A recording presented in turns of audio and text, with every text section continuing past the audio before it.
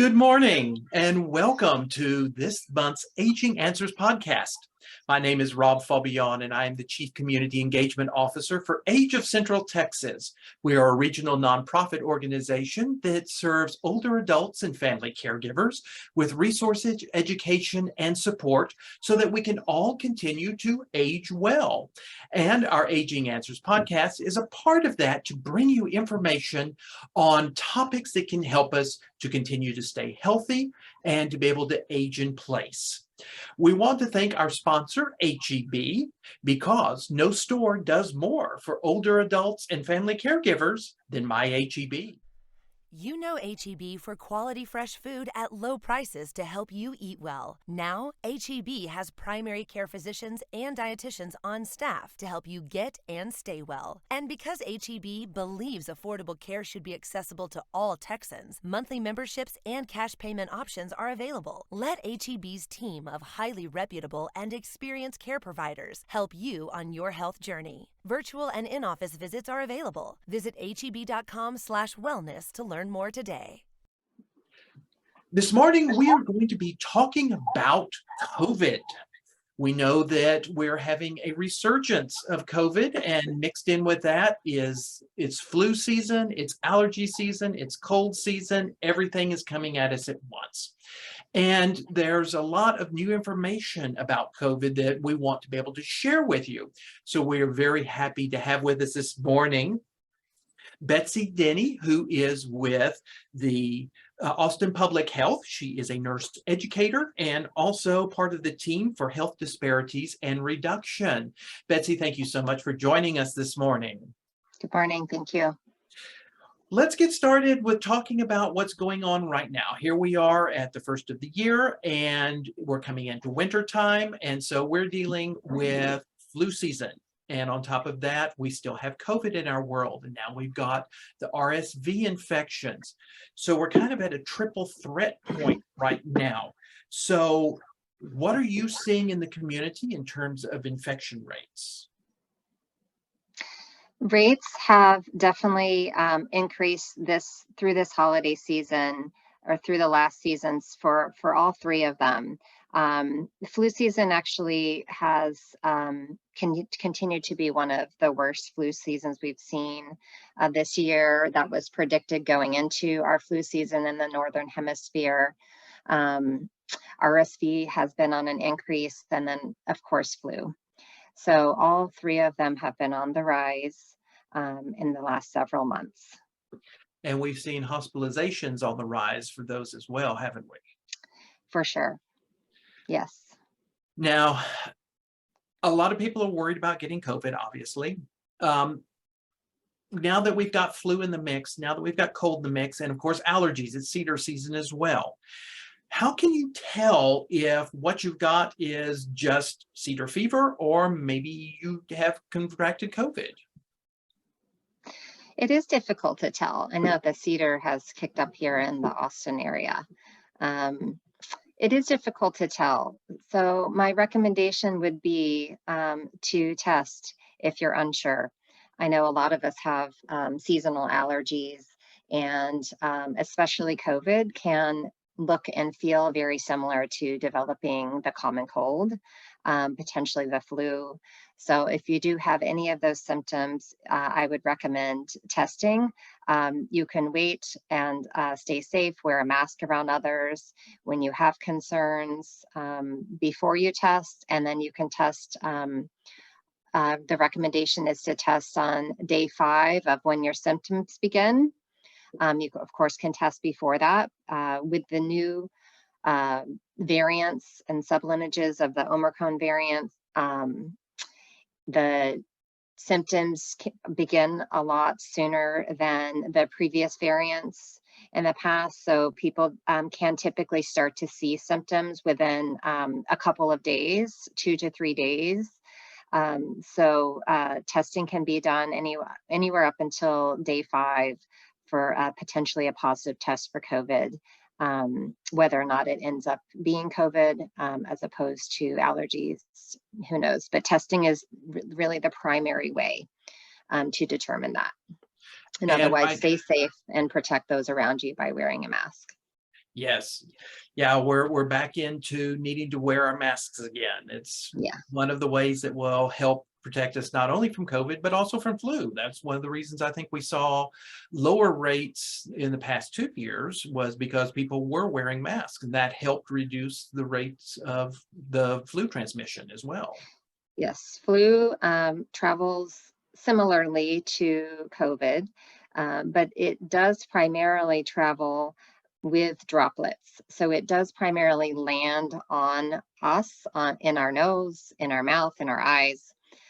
So protecting ourselves from others and protecting others from ourselves when we do have the flu, when we're sneezing and coughing within that proximity to others is really the key to prevention, along with, of course, what we're here today talking about as well as vaccination. And our moms were always right. Cover your cough, cover your sneeze, wash your hands. Those are the big ones that help out as well. That's You had right. mentioned testing and wanted to let everyone know that the US government has once again started distributing free COVID tests. You can get those by going online to covid.gov/tests. And you can get the up to 4 free tests that are sent to you by UPS, and they will come straight to your house. So once again, they're offering the free tests. It's covid.gov/tests, plural. You mentioned that there's the new variant of COVID. We've been seeing information in the news about that. And you Mhm. mentioned how that this one is a little more vicious than the ones we've seen before. Can you fill us in on a little bit of info about this new variant? It is. COVID cases have been on the rise, and probably due to several reasons, right? The holidays, we're all seeing a lot more of each other within close proximity and large groups, smaller or larger groups. But also, they are be able to do some research on this new variant, which is called the XB 1.5. It is a lineage or a sublineage of the Omicron variants. So similar, but it looks like it's about 5 times more contagious than the previous variant. So it spreads rapidly. This could again be because we're just seeing more of each other right now.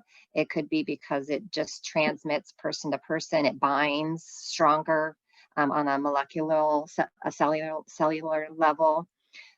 It also may mean that it's a little more resistant to our immune system, our antibodies that we build, which we can touch on later, exactly what that is, and the role importance of getting vaccinated and boosted and increasing those. I think there's a lot of newness again to this sublineage, in addition to all the newness that we all know in relation to COVID as a new virus. But it is a lot more infections, and there have been an increase in hospitalizations, and ICU admissions because of it. Yeah, I have read recently that over the past 2 weeks, the number of hospitalizations due specifically to this new variant have increased by 400% across the nation. So Yeah. it is definitely something we need to be aware of. And that leads us to, why is it so important that we get vaccinated? We need to be vaccinated to help prevent against these diseases. Since most of the folks that we are talking with today are either family caregivers or older adults themselves, why is it so important for us to be vaccinated, and especially right now? Vaccination provides maximum protection, in addition to all the behaviors and choices that we make in terms of prevention, keeping ourselves safe. Vaccination is really that immune component that is provided to us, that can sustain and maximize our antibody production, and helps prevent current and future outbreaks within our community. So vaccination is something that is widely available. The bivalent booster for all of those who have completed their primary series, whether or not they have received monovalent or one of the previous boosters prior. The bivalent booster has been out for the age group we are most focused on today since about early to mid-September. Percentages state that there's been a kind of a low uptake in this booster since it came out. Again, depending on the age groups, the percentages kind of vary, but even within the 65 and older population, there's roughly 25% have received the booster. So this is a really great time.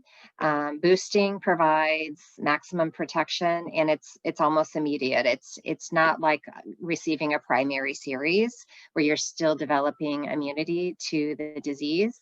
It actually starts to boost your antibodies almost immediately. And our antibodies are what we produce after our bodies essentially come in contact either with a disease, an antigen itself, or the vaccine. Vaccines essentially trick our immune system into thinking that it's seeing an antigen of some sort and develops antibodies to protect ourselves against future encounters with the same type of antigen or disease. So boosters give you an immediate boost in your antibodies, and those are what sense and detect danger in our system and attack immediately to reduce and eliminate the actual disease or antigen that we've come encounter with. So seniors, I know just due to our bodies changing as we age, immune systems generally within the 65 and up just continue to on a cellular level function differently. There's appears to be kind of a decrease in immune ability over time. So getting boosted, if it's time for you, is really the key to maximizing your protection. So you mentioned if it's time for you. So number one, we want to say that even if you've already had your first and second round of vaccinations, either with the Pfizer or the Moderna vaccine, you still need to get this bivalent booster because it was designed for all of the different variants of COVID that were known up to that point, which included the Omicron variant, which we've heard so much about. But is there a timeline here from when you had your last vaccine or boost to when you need to get your bivalent booster? Yes, the bivalent boosters, and as you touched on, they do cover the previous variants in addition to the newer B4, B5 strains. But if someone has completed their primary series or received an initial monovalent, the previous booster that was out prior to September, anytime within before the last 2 months, so from this day, they are eligible for the bivalent booster. So it needs to be at least 2 months out from your previous vaccine. The bivalent is not, I will say the bivalent is only given once at this point. So if you have received your bivalent booster already, you're not eligible for a second bivalent booster, but we're really focused on today those who have not received the bivalent booster. So if you're 2 months out from receiving your primary COVID, either Pfizer or Moderna, then you're eligible for your bivalent booster, which is widely available at your primary care providers or any of the local pharmacies, and is still free. And as we mentioned, the bivalent booster was designed to take us to the next step that the first doses didn't, because we didn't know a lot when these first ones came out. This has been kind of a learning curve for everybody in the medical field. This is kind of a new disease. And because of that, there's a lot of misunderstanding. There's a lot of myths around COVID, what it is, what it isn't. As a health professional, what are some of the misunderstandings and myths that you're seeing most commonly when it comes to COVID?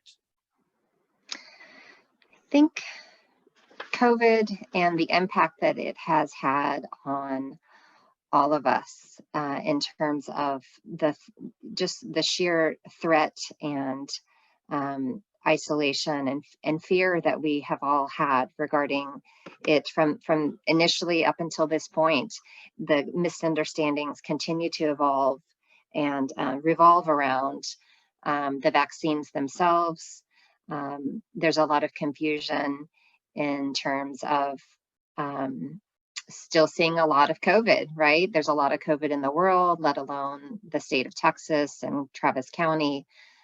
So the understandings of, I think never before have there been so many people who are aware of vaccines and exactly what they do or what they may not do.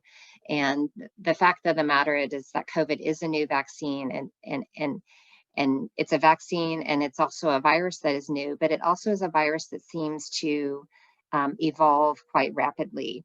And that is still kind of an unknown as to why, but a big part of any virus that evolves is the fact that when there are lower vaccination rates and there are not enough people who are receiving the vaccine, that allows a virus to continue to evolve and mutate in the under-vaccinated or unvaccinated populations.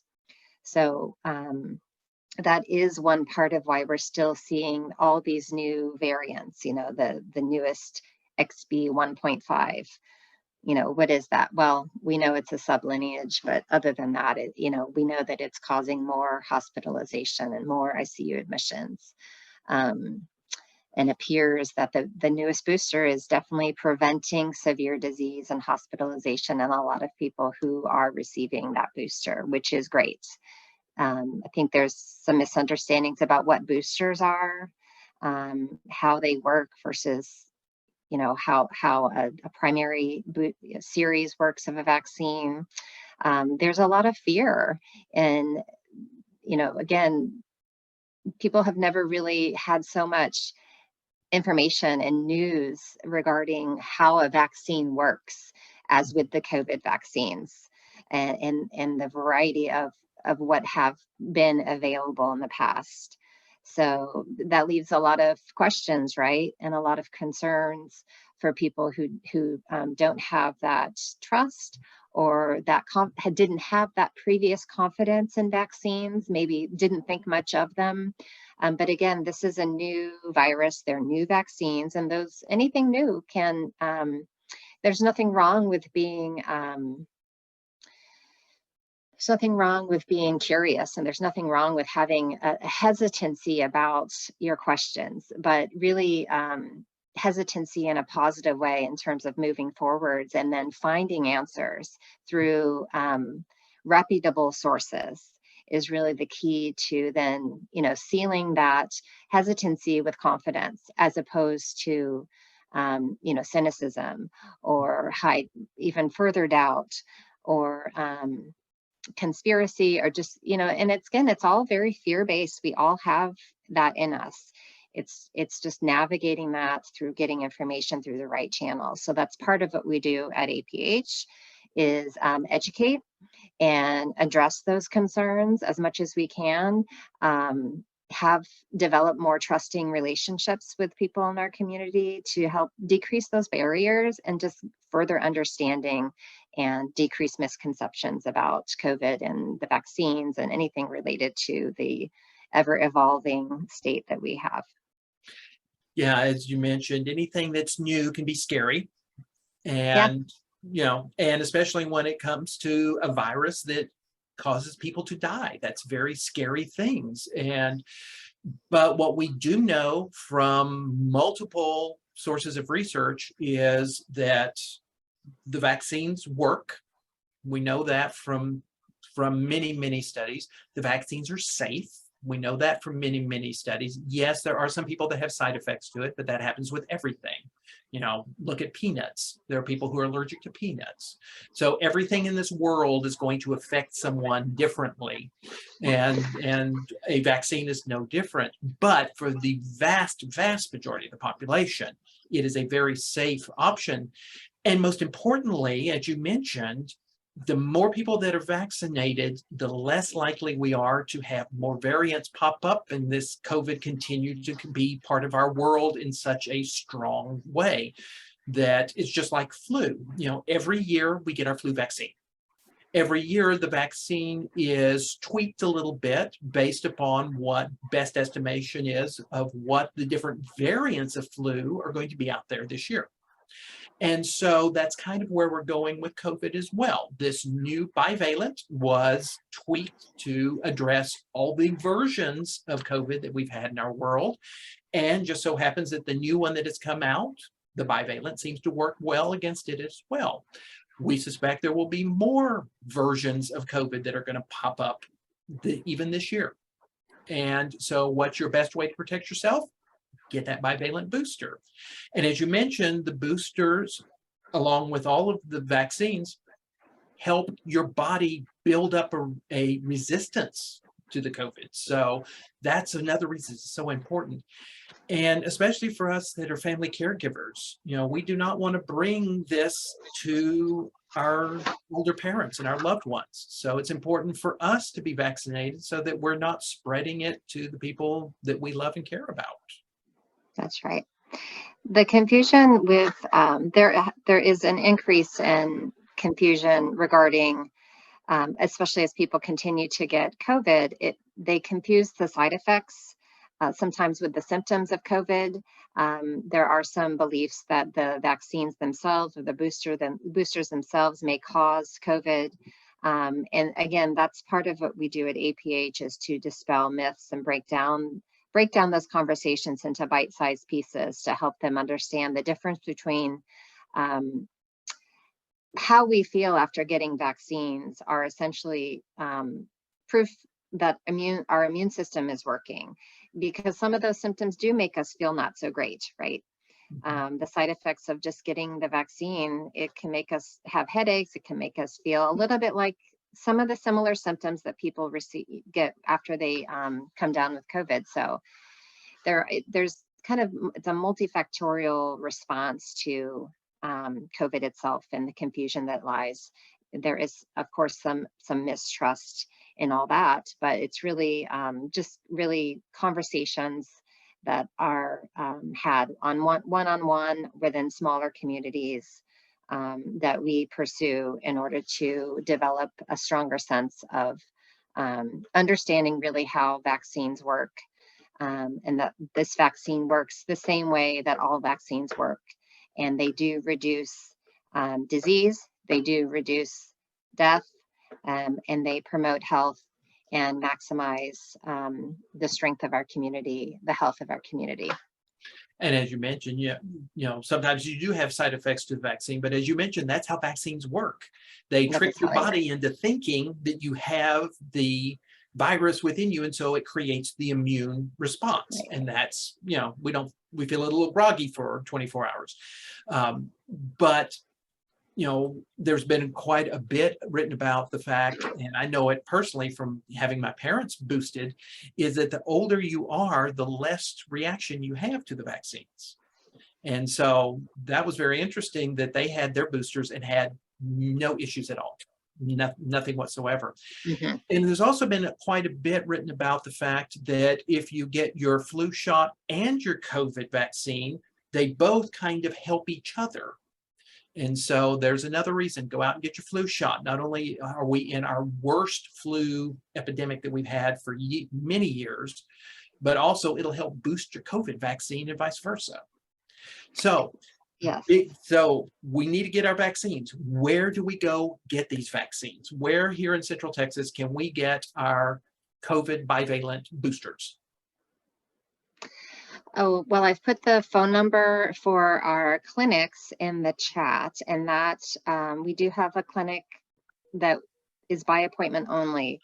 But for someone who may not have access to their primary care provider or is not comfortable walking into any of the local pharmacies to receive the flu or COVID vaccine, you can call this phone number and make an appointment and show up in our clinic and receive either or both of those if you're due for those.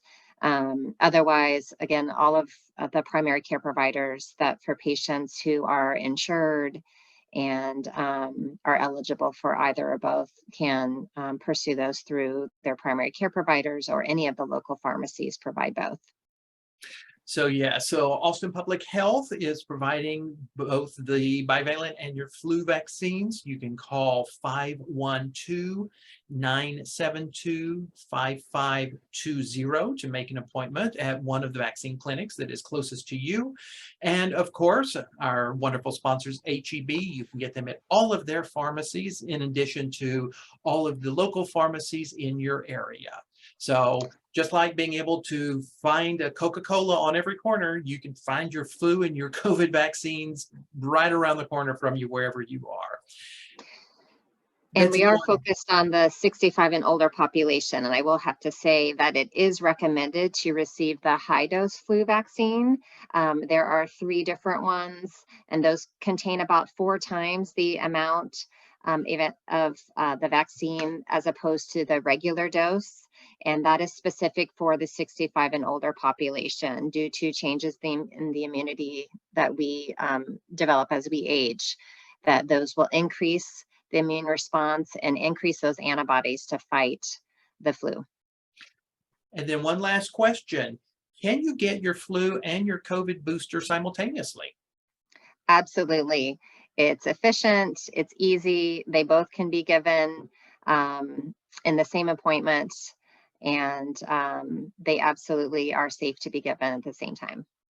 Well, there you have it. Get your flu vaccine, get your COVID booster, stay healthy. And if you have any doubts on whether you're feeling bad, if you think it could be flu, cold, or COVID, the best way to find out, do a home COVID test. They're available for free from the government right now, and they're very simple and easy to do. Betsy, I want to thank you so very much for taking your morning and sharing all this great information with us.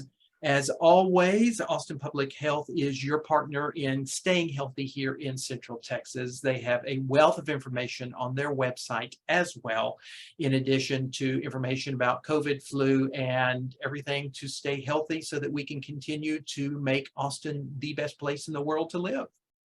We want to thank you so much for joining us this morning. If you have any questions about anything that you've seen on our Aging Answers podcast, you can visit our website at ageofcentraltx.org. We have a lot of resources both for older adults and for family caregivers there. We want to thank you for joining us. Join us again next month as we do this on the first Wednesday of every month. We do it live and then we post it on YouTube. We hope that you have a wonderful day and stay healthy. Thanks so much. Bye.